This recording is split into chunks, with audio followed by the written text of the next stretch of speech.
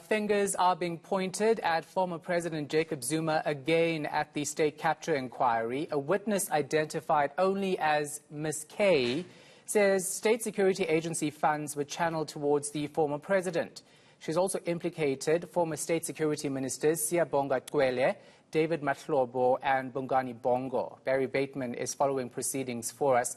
He joins us live. So explosive testimony today, Barry. We've heard further details about how resources were diverted to benefit Jacob Zuma. How is this made possible?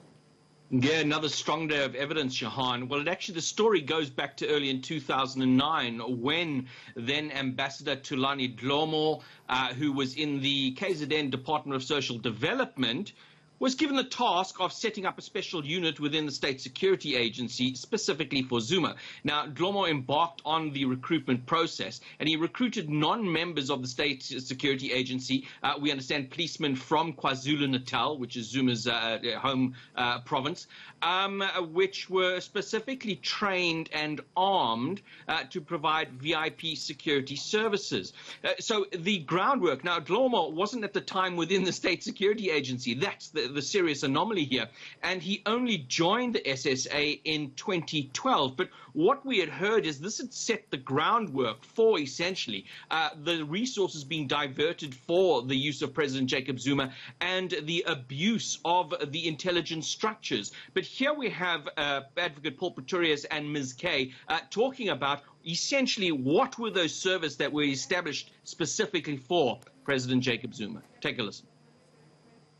Funds and resources which should have been utilized by legitimate intelligence structures were channeled to this parallel structure serving the interests of President Zuma rather than the national interest. Do you agree with that conclusion? Yes, I do. Paragraph 4.8 is a summary, but it is useful and it is worth placing on record. And if you disagree with any part of the summary, would you please tell the Chair? It says, recruitment and selection of this private force took place outside formal structures. Secondly, at least part of the training was done beyond the borders of South Africa and not by formal training structures within South Africa. Thirdly, persons within this force were armed and financed by SSA. Fourthly, at least some were deployed to various security structures within South Africa. I'll come back to that one in a moment. It is apparent that they were accountable to Ambassador Dlomo and served the interests of President Zuma. And lastly, they performed their duties outside formal SSA structures, at least initially. So we also learned that this conduct was not being executed by low-level officials. This was at executive level.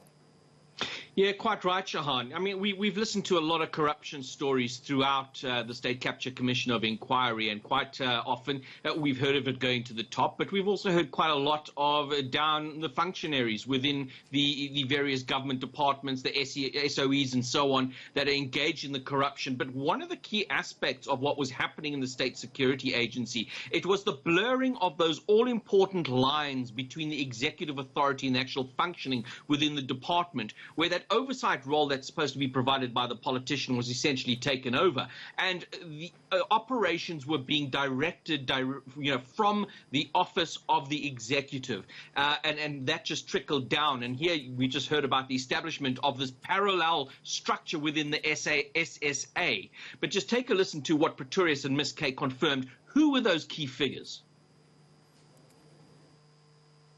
At an executive level, the abuse of the SSA and its mandate occurred primarily under the political leadership of Ministers Siyabonga Cwele, David Mahlobo, and Advocate Bongani Bongo, and was executed or implemented primarily, although not exclusively, by Mr. Moruti Nosi, Ambassador Dali Mpofu, Ambassador Sondo Kujo, and Mr.